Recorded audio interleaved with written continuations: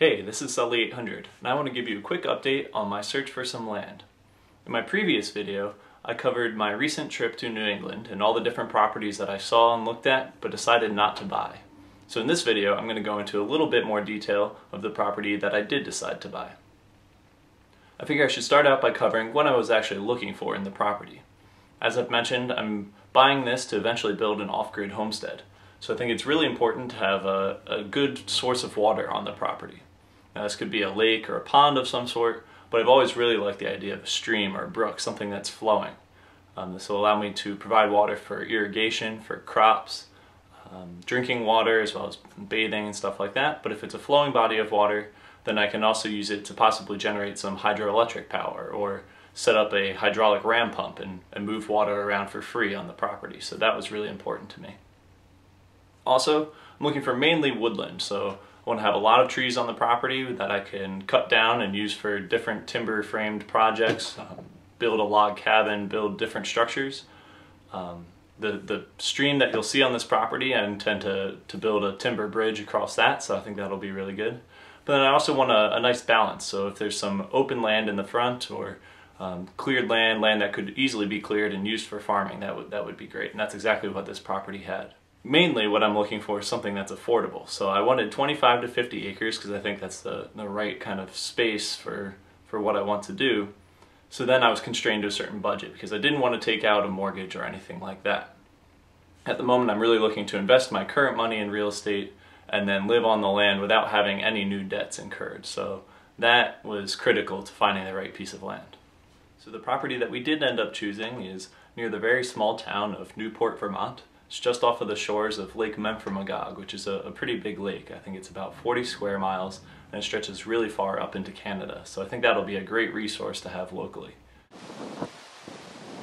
Alright, so this is 3 lots.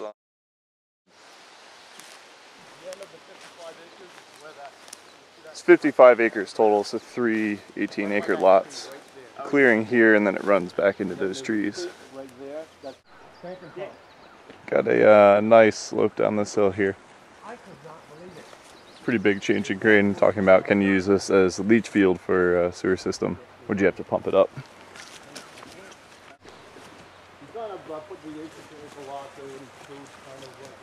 So we've got some bigger trees in there for sure. A lot bigger than we've seen on other properties. Just a great view, great open space, but it's a beautiful day. Heading back through the trees towards the brook here.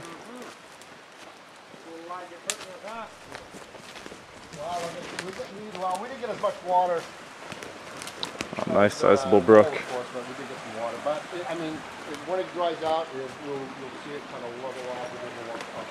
It's about 10 feet across. Nice flow of water, nicely shaded. Lots of good sized trees all around in here.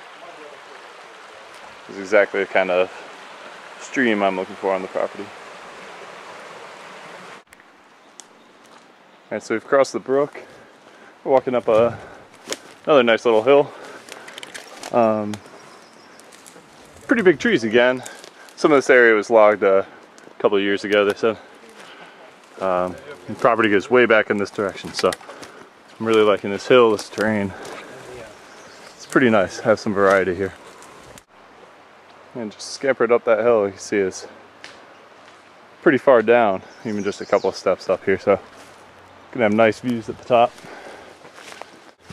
Flattens out up here. A little more open. Like I said, just logged a couple years ago, but still some good tree cover. It's pretty open back in here. Definitely thinned out with the logging. A lot of trees that are left standing don't provide any shade, just kind of brush all around. So lot 1's over that way. The woods kind of continue on back there. Seems like it's a lot better coverage. Lot 2 and lot 3 is a smaller one over there. Little babbling brook coming down, back down the hill towards the edge of lot 1 here. Very small amount of water coming down, but very nice. Used to have some hardwood in here.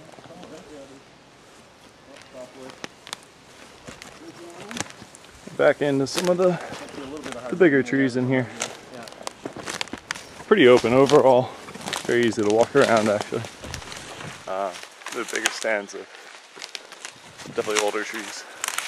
Hard to believe you guys have that many. So the clearing we're in is back in there. I'm standing towards the road in the middle of the field area. So that's the clearing between 2 and 3. That means lot 1 is the mostly wooded property here. The top of that ridge line is the end of the property. Then you have all this open space in the front, a small percentage of the land actually. So the lots are thin, running in the direction that I'm looking at. And then the road's up here. Let's see, so I'm facing west, there's north, there's east, and then out towards J, I guess, is south, J Peak.